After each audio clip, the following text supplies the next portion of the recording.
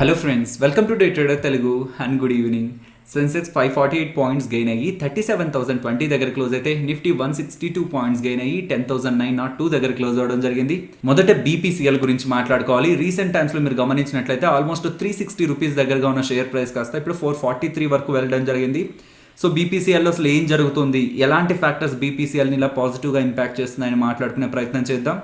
So ఇప్పుడు జరుగుతున్న event మాట్లాడుకోవాలంటే మనం ఫస్ట్ నుంచి అసలు బీపీసీఎల్లో ఈ ఈవెంట్కి రిలేటెడ్గా ఉన్న టోటల్ టాపిక్ని కవర్ చేయాల్సి ఉంటుంది ఫ్రెండ్స్. మీరు గమనించినట్లయితే 2019 సెప్టెంబర్ నుంచి కూడా మనకి స్టాక్ ప్రైస్ చాలా స్ట్రాంగ్గా ర్యాలీ అవడం అయితే జరిగింది.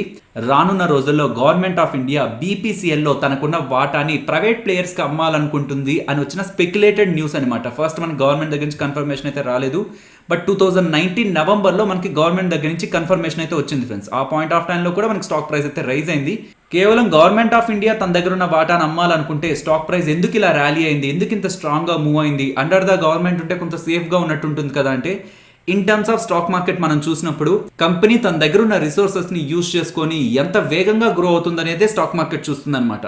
సో ఏ కంపెనీ అయినా అండర్ ద గవర్నమెంట్ ఉన్నట్లయితే ఆ కంపెనీ రిలేటెడ్ ఒక ఇంపార్టెంట్ డెసిషన్ తీసుకోవాలనుకుంటే బోర్డ్ మీటింగ్ కండక్ట్ చేయడానికి చాలా టైం అయితే పడుతుంది. ఈవెన్ ఆ బోర్డ్ మీటింగ్లో కూడా డెసిషన్స్ అనేటివి కొంత హయ్యర్ లెవెల్స్ నుంచి ఇన్ఫ్లుయెన్స్ అవడానికి ఛాన్సెస్ అయితే ఉంటాయన్నమాట. అదే ప్రైవేట్ మేనేజ్మెంట్ ఉన్నట్లయితే కేవలం ఆ కంపెనీ గ్రోత్ గురించే ఆ ప్రైవేట్ మేనేజ్మెంట్ అయితే ఆలోచిస్తుంది. అండ్ డెసిషన్స్ కూడా చాలా యాక్టివ్గా అండ్ రోబోస్ట్గా తీసుకుంటూ ఉంటారు. అండ్ ఆ కంపెనీకి సంబంధించి ఉన్న రిసోర్సెస్ని అండ్ అసెట్స్ని కూడా ప్రాపర్గా యూటిలైజ్ చేసి కేవలం ఆ కంపెనీ గ్రోత్ మీదే ఫోకస్ చేస్తారు. కాబట్టి గవర్నమెంట్ కంట్రోల్లోంచి ప్రైవేట్ వాళ్ళ చేతుల్లోకి వెళ్ళబోతుంది కంపెనీ అని వచ్చిన పాజిటివ్ అప్డేట్స్తోనే మనకు స్టాక్ ప్రైస్ అయితే ర్యాలీ అవ్వడం జరిగింది. సో గవర్నమెంట్ ఆఫ్ ఇండియా ఆ పాయింట్ ఆఫ్ టైంలో అనుకుంది ఈ డిస్ఇన్వెస్ట్మెంట్ని మార్చి 2020 లోపు కంప్లీట్ చేయాలని. కాకపోతే ఈ 2020 స్టార్టింగ్ నుంచే వివిధ దేశాల్లో ఈ వైరస్ తాలూకు ఇంపాక్ట్ అనేది స్టార్ట్ అయిపోయిందనమాట.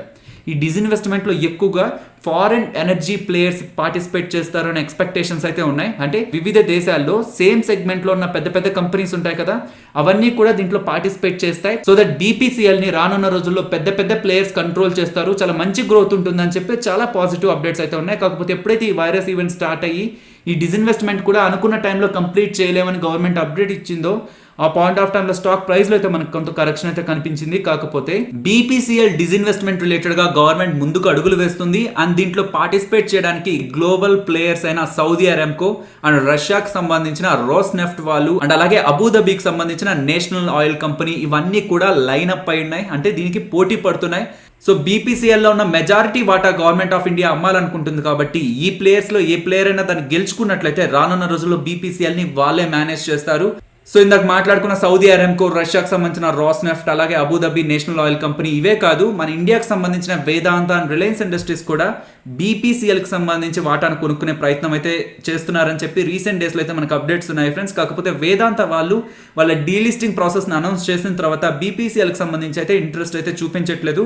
కాకపోతే రిలయన్స్ ఇండస్ట్రీస్ వాళ్ళు రీసెంట్ టైమ్స్లో బీపీ అంటే బ్రిటిష్ పెట్రోలియం వాళ్ళతో కూడా జాయింట్ వెంచర్ ఫామ్ చేశారు. కాబట్టి బీపీసీఎల్లో కూడా వాళ్ళ వాటాను కొనుక్కునేందుకు కొంత ముందుకు వస్తారనే ఒక ఎక్స్పెక్టేషన్స్ కూడా ఉన్నాయి. ఏదేమైనా రానున్న రోజుల్లో బీపీసీఎల్ ని ఒక స్ట్రాంగ్ మేనేజ్మెంట్ కంట్రోల్ చేస్తుంది. సో దట్ బీపీసీఎల్ ఒక మంచి గ్రోత్ ఉంటుందని ఒక పాజిటివ్ హోప్స్ తోనే స్టాక్ ప్రైస్ అయితే ర్యాలీ అవుతూ ఉంది. ఎయిర్లైన్ కంపెనీస్ గురించి మాట్లాడుకోవాలి ఫ్రెండ్స్. స్పైస్ జెట్ కానివ్వండి, ఇండిగో కానివ్వండి, వాటి షేర్ ప్రైజెస్ ని మీరు గమనించినట్లయితే రీసెంట్ టైమ్స్లో వాటిలో పెద్ద ర్యాలీ అయితే మనకు కనిపించట్లేదు. బికాస్ మెయిన్ రీజన్ ఈ వైరస్ ఇంపాక్ట్ ఎప్పటికి క్లియర్ అవుతుంది అండ్ మళ్ళీ ఎప్పుడు ఈ ఎయిర్లైన్స్ అన్ని కూడా ఈ వైరస్ ముందు ఎలాంటి కెపాసిటీతో రన్ అవుతున్నాయో ఆ కెపాసిటీతో ఎప్పుడు రన్ అవుతాయనే వాటి మీద స్టిల్ క్వశ్చన్ మార్క్స్ ఉండడంతో ఈరోజు మనకి గ్లోబల్ రేటింగ్ ఏజెన్సీ అయిన మూడీస్ వాళ్ళు ఎయిర్లైన్ కంపెనీస్ రిలేటెడ్ గా ఒక ఇంపార్టెంట్ స్టేట్మెంట్ అయితే చేయడం జరిగింది. ఈ టోటల్ ఎయిర్లైన్ కంపెనీ బిజినెస్ అంతా కూడా ఎయిర్లైన్ కంపెనీస్ వైరస్ కు ముందు ఎలాంటి బిజినెస్ అయితే చేస్తున్నాయో ఆ బిజినెస్ కి ఎయిర్లైన్స్ 2023 వరకు రీచ్ అవ్వవు అని చెప్పి వాళ్ళైతే అప్డేట్ చేస్తున్నారు. అది కూడా మెడికల్ గా మంచి advancements in terms of vaccine కానివ్వండి, ట్రీట్మెంట్ కానివ్వండి జరిగినట్లయితేనే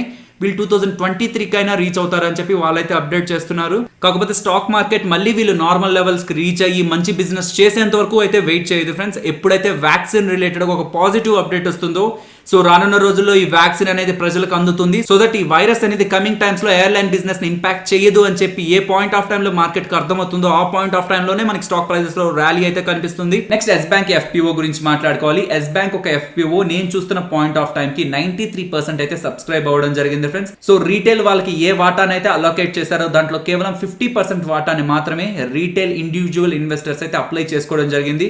రీసెంట్ డేస్ తో కంపేర్ చేస్తే ఈరోజు స్టాక్ ప్రైస్ కూడా కొంత స్టెబిలైజ్ అయితే అవ్వడం జరిగింది. ఈ షేర్స్ మీకు జూలై 24th మీ డీమ్యాట్ అకౌంట్ లోకి అయితే వస్తాయి అండ్ జూలై 27th అయితే మీరు స్టాక్ మార్కెట్ లో దీన్ని సెల్ చేయగలరు ఫ్రెండ్స్. కాకపోతే కొన్ని సందర్భాల్లో ఆ డేట్ కంటే ముందుగా కూడా వాళ్ళు స్టాక్ మార్కెట్లో లిస్ట్ అవ్వడానికి ఛాన్సెస్ అయితే ఉంటాయి. సో అది మనకి వాళ్ళు ముందుగా అనౌన్స్ చేస్తారు అండ్ అలాంటి అప్డేట్ ఏదైనా ఉన్నా సరే నేను మీకు తప్పకుండా అది మీకు అప్డేట్ చేస్తాను. క్యాడిలా హెల్త్ కేర్ గురించి మాట్లాడుకోవాలి. దీని రిలేటెడ్ గా 2 ఇంపార్టెంట్ అప్డేట్స్ ఉన్నాయి. క్యాడిలా హెల్త్ కేర్ చైర్మన్ అయిన పంకజ్ పటేల్ గారు ఈ స్టేట్మెంట్స్ అయితే ఇవ్వడం జరిగింది. నెక్స్ట్ మంత్ స్టార్టింగ్ నుండి మేము రెమ్డెసివిర్ డ్రగ్ ని లాంచ్ చేయబోతున్నాం. 3 నుంచి 4 lakh డోసెస్ ప్రతి మంత్ కూడా తయారు చేసి వాటిని బయట అమ్ముతాం అని చెప్పి తనైతే అప్డేట్ చేయడం జరిగింది. Present Cipla, hetero and Mylan వాళ్ళు మాత్రమే రెమ్డెసివిర్ డ్రగ్ ని మ్యానుఫ్యాక్చర్ చేసి సెల్ అయితే చేస్తున్నారు అండ్ మిగిలిన ఫార్మా ప్లేయర్స్ అందరూ కూడా DCGI అప్రూవల్ కోసం అయితే వెయిట్ చేస్తున్నారు అనమాట. ఈ రెమ్డెసివిర్ ని తయారు చేసింది గిలియడ్ ఫార్మాస్యూటికల్స్ వాళ్ళు. ఇది అమెరికాకు సంబంధించిన కంపెనీ. ప్రపంచంలో వైరస్ తో సఫర్ అవుతున్న అందరికీ వాళ్ళే మ్యానుఫ్యాక్చర్ చేసి డిస్ట్రిబ్యూట్ చేయలేరు కాబట్టి వివిధ దేశాలకు సంబంధించిన ఫార్మాస్యూటికల్ కంపెనీస్ తో వాళ్ళు ఒప్పందం కుదుర్చుకోవడం జరిగింది.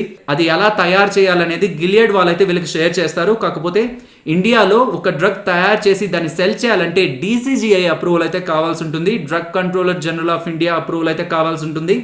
Present Cipla, hetero and Mylan వాళ్ళకి మాత్రమే అప్రూవల్ రావడం జరిగింది. సో ఈ ఫార్మాస్యూటికల్ కంపెనీస్ కి ఇంకా అప్రూవల్ అనేది పెండింగ్ లో ఉందన్నమాట. బట్ క్యాడిలా వాళ్ళు నెక్స్ట్ మంత్ రెమ్డెసివిర్ డ్రగ్ అయితే లాంచ్ చేయబోతున్నాం. అది కూడా 3 to 4 lakh doses per month కెపాసిటీతో లాంచ్ చేయబోతున్నాం అని వాళ్ళు అప్డేట్ ఇవ్వడం జరిగింది. ఇది వీళ్ళు రెమ్డెసివిర్ రిలేటెడ్ గా ఇచ్చిన అప్డేట్. కాకపోతే వ్యాక్సిన్ రిలేటెడ్ గా కూడా వీళ్ళు అప్డేట్ ఇవ్వడం జరిగింది ఫ్రెండ్స్. మీకు ఐడియా ఉన్నట్లయితే మన ఇండియాలో DCGI వాళ్ళు, drug controller general of India వాళ్ళు భారత్ బయోటెక్ కి అలాగే క్యాడిలా వాళ్ళకి మాత్రమే రానున్న రోజుల్లో మీరు క్లినికల్ ట్రయల్స్ చేయండి వ్యాక్సిన్ రిలేటెడ్ గా అని అప్రూవల్ అయితే ఇవ్వడం జరిగింది. భారత్ బయోటెక్ వాళ్ళు అండ్ క్యాడిలా వాళ్ళు కూడా ఇద్దరు ఈ జూలై నుంచి వాళ్ళు హ్యూమన్స్ మీద ట్రయల్స్ అయితే స్టార్ట్ చేస్తారని ఆల్రెడీ అప్డేట్ ఇవ్వడం జరిగింది ఫ్రెండ్స్. ట్రయల్స్ అన్ని కూడా స్టేజెస్ వైడ్ ఉంటాయి అనమాట. అంటే phase 1 అని, phase 2 అని, phase 3 అని ఇలాంటి స్టేజెస్ అన్ని ఉంటాయి. సో ఏ ఫార్మాస్యూటికల్ కంపెనీస్ అయితే ఈ వ్యాక్సిన్ మీద వర్క్ చేస్తూ ఉంటాయో ఈ స్టేజెస్ లో హ్యూమన్స్ మీద టెస్టింగ్ అయితే జరుగుతుందన్నమాట. సో వాళ్ళకి సంబంధించిన వ్యాక్సిన్ హ్యూమన్కి ఇచ్చినప్పుడు దాని రిలేటెడ్గా వాళ్ళకి పాజిటివ్ డేటా ఎస్టాబ్లిష్ అవుతూ ఉంటేనే ప్రతి స్టేజ్ కూడా ఆ కంపెనీకి సంబంధించిన వ్యాక్సిన్ పాస్ అవుతూ ఉంటుంది. ఇన్ జనరల్గా ఈ phase 1, phase 2, phase 3 స్టెప్స్ అన్ని క్రాస్ అవడానికి కొన్ని ఇయర్స్ అయితే పడుతుంది. కాకపోతే ప్రెసెంట్ ఈ వైరస్ చాలా మందిని ఇంపాక్ట్ చేస్తుంది అండ్ లార్జ్ పాపులేషన్ దీని వల్ల ఇంపాక్ట్ అవుతుంది కాబట్టి ఇది చాలా క్విక్గా తీసుకొచ్చే ప్రయత్నం చేస్తున్నారు. వీళ్ళు చెప్తున్న దాని ప్రకారం phase 1 and phase 2 clinical trials next 3 months లోనే కంప్లీట్ అయిపోతాయని చెప్తున్నారు. అండ్ మోస్ట్లీ బై ఎర్లీ 2021 లో మేము ఈ వ్యాక్సిన్ ని మార్కెట్ లోకి తీసుకొస్తామని వీళ్ళైతే స్టేట్మెంట్స్ అయితే పాస్ చేయడం జరిగింది. నెక్స్ట్ వడాఫోన్ ఐడియా గురించి మాట్లాడుకోవాలి. నిన్నేమో మనకి చాలా షార్ప్ గా స్టాక్ ప్రైస్ ఫాల్ అయింది అండ్ ఈ రోజు ఏమో 14% దగ్గరగా స్టాక్ ప్రైస్ అయితే రైజ్ అయింది ఫ్రెండ్స్. నిన్న వడాఫోన్ ఐడియా ఎందుకు అలా డౌన్ అయిందని చెప్పి చాలా క్లియర్ గా నేను మీకు ఇక్కడ ఎక్స్ప్లెయిన్ చేశాను. ఈ రోజు రైజ్ అవడానికి కూడా సేమ్ కాన్సెప్ట్ మీకు యూజ్ అవుతుంది ఫ్రెండ్స్. అందుకే నేను మీకు ఏ టాపిక్ జరిగినా సరే దానికి సంబంధించిన క్లియర్ డేటాను ఎక్స్ప్లెయిన్ చేసే ప్రయత్నం చేస్తాను. సో దట్ మార్కెట్ టైంలో మీకు అప్డేట్ వచ్చినా సరే మీకు ఈజీగా అర్థమైపోతుంది అసలు ఏం జరిగింది ఆ కంపెనీలో అని. TDSAT వాళ్ళు వడాఫోన్ ఐడియా లిమిటెడ్ కి పాజిటివ్ గా అప్డేట్ ఇవ్వలేదని నిన్నైతే మనకు అప్డేట్ వచ్చింది. కాకపోతే ఈ రోజు అఫీషియల్ గా TDSAT వాళ్ళు ట్రాయ్ వాళ్ళు ఏ జడ్జ్మెంట్ అయితే ఇచ్చారో దాని మీద స్టే విధించడం జరిగిందనమాట. రానున్న రోజుల్లో వీళ్ళ ప్లాన్స్ ని మీరు వెరిఫై చేయండి, వెరిఫై చేశాక ఫైనల్ జడ్జ్మెంట్ ఇవ్వండి, కానీ ఇప్పుడే దీన్ని ఇలా హోల్డ్ చేయడం కరెక్ట్ కాదు అని చెప్పి TDSAT వాళ్ళు అయితే అప్డేట్ ఇవ్వడం జరిగింది friends. So that Vodafone idea వాళ్ళు రెడెక్స్ ప్లాన్ ని వాళ్ళ కస్టమర్స్ కి ఇవ్వచ్చు కాబట్టి దీని రిలేటెడ్ గా వాళ్ళకి కొంత మంచి రెవెన్యూస్ జనరేట్ అవుతాయి. ఓవరాల్ గా వాళ్ళ యావరేజ్ రెవెన్యూ పర్ యూజర్ కూడా కొంత పాజిటివ్ గా ఇంపాక్ట్ అవడానికి అయితే ఛాన్సెస్ ఉంది. కాబట్టి నెగిటివ్ గా అప్డేట్ ఉంది TDSAT దగ్గర నుంచి అనుకుంటున్న పాయింట్ ఆఫ్ టైంలో వాళ్ళ దగ్గర నుంచి పాజిటివ్ అప్డేట్ రావడంతో ఇంట్రాడే సెషన్స్ లో మనకి కొంత స్టాక్ ప్రైస్ అయితే స్ట్రాంగ్ గా మూవ్ అవడం జరిగింది. నెక్స్ట్ సుప్రీం కోర్టు హియరింగ్ అనేది జూలై 3rd వీక్ ఉంటుంది అనుకున్నాం కదా, ఆ డేట్ అయితే ఈ రోజు అనౌన్స్ అవడం జరిగింది. జూలై 20న మనకి ఈ టెలికాం కంపెనీస్ రిలేటెడ్ గా సుప్రీం కోర్టు వాళ్ళు వాళ్ళ జడ్జిమెంట్ అయితే అనౌన్స్ చేస్తారనమాట. Next Britannia and HCL technology results గురించి అయితే మాట్లాడుకోవాలి ఫ్రెండ్స్. సో బ్రిటానియా రిజల్ట్స్ గురించి మాట్లాడుకుంటూ కంపెనీ చేసిన ఇంపార్టెంట్ స్టేట్మెంట్స్ గురించి మాట్లాడుకునే ప్రయత్నం చేద్దాం. వీళ్ళు రెవెన్యూస్ గా 3,420 crores అయితే పోస్ట్ చేయడం జరిగింది. So last year same point of టైంలో వీళ్ళ రెవెన్యూస్ 3,265 crores గా ఉన్నాయన్నమాట. So year on year comparison లో రెవెన్యూస్ 26.7% ఇంక్రీజ్ అవడం జరిగింది. అండ్ వీళ్ళు 545 crores వీళ్ళ ప్రాఫిట్స్ అని పోస్ట్ చేయడం జరిగింది friends. Last year same point of టైంలో 250 crores దగ్గరగా వీళ్ళ ప్రాఫిట్ ఉంది. So year on year comparison లో బ్రిటానియా ప్రాఫిట్స్ మనకి ఆల్మోస్ట్ డబల్ అవ్వడం జరిగింది.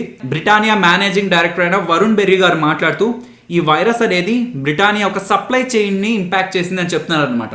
అంటే బ్రిటానియా వాళ్ళు అనుకున్న ఒక బిస్కెట్ ని తయారు చేశారనుకోండి వాళ్ళ మ్యానుఫ్యాక్చరింగ్ ప్లాంట్ లో, ఆ బిస్కెట్ తయారయ్యాక ప్యాకింగ్ అయ్యాక అది డిఫరెంట్ స్టేజెస్ దాటి మనకి దగ్గరగా ఉన్న షాప్లోకి అవైలబిలిటీలోకి వస్తుంది అనమాట. సో అలా డిఫరెంట్ స్టేజెస్లో మ్యానుఫ్యాక్చరింగ్ ప్లాంట్ నుంచి మనం కొనే షాప్ వరకు తీసుకురావడాన్ని సప్లై చైన్ అంటారు. బిస్కెట్ సెగ్మెంట్లో చాలా పాజిటివ్గా గ్రోత్ కనిపించింది అని చెప్తున్నారు అనమాట. అంటే బ్రిటానియా చాలా ప్రొడక్ట్స్ అయితే తయారు చేస్తుంది, కాకపోతే వీళ్ళు తయారు చేసిన బిస్కెట్స్కి ఈ లాక్డౌన్ పీరియడ్లో చాలా మంచి డిమాండ్ అనేది క్రియేట్ అయిందని చెప్తున్నారు. అండ్ ఈ లాక్డౌన్ కారణంగా వీళ్ళ బిస్కెట్స్ కానివ్వండి అండ్ వీళ్ళ ప్రొడక్ట్స్ తయారు చేయడానికి రా మెటీరియల్ కావాల్సి వస్తుంది కదా, ఆ ప్రైజెస్ అయితే కొంత పెరిగాయని చెప్తున్నారు. రానున్న రోజుల్లో అవి ఇంకా రైజ్ అవ్వకుండా కొంత స్టెబిలైజ్ అవుతాయని మేము ఎక్స్పెక్ట్ చేస్తున్నామని చెప్పారు. అండ్ ఈ ఇంపార్టెంట్ పాయింట్ కూడా మనం గమనించాలి, బ్రిటానియా టీం వాళ్ళు కస్టమర్ ప్రిఫరెన్సెస్ మీద కూడా స్టడీ చేస్తున్నారు అని చెప్తున్నారు. అంటే ఈ లాక్డౌన్ కారణంగా ప్రజల్లో ఏదైనా ప్రిఫరెన్సెస్ మారాయా, అంటే కొన్ని ప్రొడక్ట్స్ మీదే వాళ్ళు ఏదైనా ఇష్టం చూపిస్తున్నారా, లేకపోతే కొన్ని ప్రొడక్ట్స్ని అవాయిడ్ చేయాలనుకుంటున్నారా, వీటి మీద కూడా స్టడీ చేసి వాటి పరంగా బ్రిటానియా ముందుకు వెళ్తుందని చెప్పి వీళ్ళైతే అప్డేట్ చేయడం జరిగింది. మేబీ మార్కెట్ ఇంకా స్ట్రాంగ్ రిజల్ట్స్ అయితే ఎక్స్పెక్ట్ చేసి ఉండొచ్చు, బట్ ఈ రిజల్ట్స్ అయితే నెగిటివ్ అయితే కాదు. నెక్స్ట్ HCL టెక్నాలజీ గురించి మాట్లాడుకోవాలి ఫ్రెండ్స్. మార్చ్ ఎండెడ్ క్వార్టర్తో పోలిస్తే జూన్ ఎండెడ్ క్వార్టర్లో వీళ్ళ రెవెన్యూస్ కానివ్వండి ప్రాఫిట్స్ కానివ్వండి రెండు కూడా మనకి ఫాలో అవడం జరిగింది. రెవెన్యూస్ 4% డౌన్ అయితే ప్రాఫిట్ 7.3% డౌన్ అవడం జరిగింది. అండ్ డాలర్ రెవెన్యూ కూడా 7.4% డౌన్ అవడం జరిగింది. అండ్ ఈ వైరస్ రిలేటెడ్ గా కంపెనీ మీద ఇంపాక్ట్ గురించి మాట్లాడుతూ వివిధ దేశాల్లో ఉన్న కస్టమర్స్ కి వీళ్ళ సర్వీసెస్ ప్రొవైడ్ చేయడం కారణంగానే వీళ్ళు డబ్బులు ఎక్కువ సంపాదిస్తుంటారు. కాకపోతే ప్రెసెంట్ ఉన్న ఈ వైరస్ అనేది మోస్ట్ ఆఫ్ ద ఇండస్ట్రీస్ ని ఇంపాక్ట్ చేసింది కాబట్టి అది మా సాఫ్ట్వేర్ ఎక్స్పోర్ట్స్ మీద అయితే ఇంపాక్ట్ అయితే చూపించింది. దానివల్ల మాకు కొంత ఇంపాక్ట్ అయితే ఉంది అండ్ దాన్ని మేనేజ్ చేస్తూ కంపెనీ కొంత బెటర్ గా మూవ్ అవుతుందని చెప్పే స్టేట్మెంట్స్ అయితే వీళ్ళ దగ్గర నుంచి కనిపించాయి. సో రెవెన్యూ ఫాలో అయింది, ప్రాఫిట్ ఫాలో అయింది, డాలర్ రెవెన్యూ ఫాలో అయిందని అయితే మాట్లాడుకున్నాం కదా, అది మాట్లాడుకుంది క్వార్టర్ ఆన్ క్వార్టర్ బేసిస్ లో friends. But year on year లో చూసినా అండ్ వీళ్ళ ఓవరాల్ నెంబర్స్ ప్రెసెంట్ ఉన్న కండిషన్ లో చూసినా సరే వీళ్ళు పోస్ట్ చేసిన నెంబర్స్ ప్రెసెంట్ అయితే మనం పాజిటివ్ గానే తీసుకోవాల్సి ఉంటుంది. సో ఎలాగైతే బ్రిటానియా మంచి రిజల్ట్స్ పోస్ట్ చేసింది బట్ స్టాక్ ప్రైస్ డౌన్ అయింది అనుకున్నామో, ఈ రోజు కూడా మనకి HCL టెక్నాలజీస్ లో స్ట్రాంగ్ పాజిటివ్ మూవ్ అయితే కనిపించలేదు, కానీ వీళ్ళు పోస్ట్ చేసిన రిజల్ట్స్ కూడా పాజిటివ్ గానే ఉన్నాయి. Nifty bank Nifty support and resistance అలాగే ఆప్షన్ చైన్ మనం సండే వీడియోలో మాట్లాడుకుందాం ఫ్రెండ్స్. సో ఫైనల్ ఇది ఫ్రెండ్స్ మన వీడియో. మీకు నచ్చిందా? మీకు నచ్చినట్లయితే లైక్ చేయండి అండ్ ఈ వీడియో మన వాళ్ళకి యూజ్ అవుతుంది అనుకుంటే తప్పకుండా షేర్ చేయండి ఫ్రెండ్స్. అండ్ మన ఛానల్ని మీరు ఇంకా సబ్స్క్రైబ్ చేయనట్లయితే మన ఛానల్లో ఉన్న వీడియోస్ చూడండి. ఇఫ్ ఆ వీడియోస్ మీకు నచ్చాయి అనుకోండి, ఛానల్ని సబ్స్క్రైబ్ చేసి పక్కనే వచ్చే బెల్ ఐకాన్ కూడా క్లిక్ చేయండి. మరొక ఇంట్రెస్టింగ్ వీడియోతో మళ్ళీ మీ ముందుకు వస్తాను. అంతవరకు టేక్ కేర్. జై హింద్.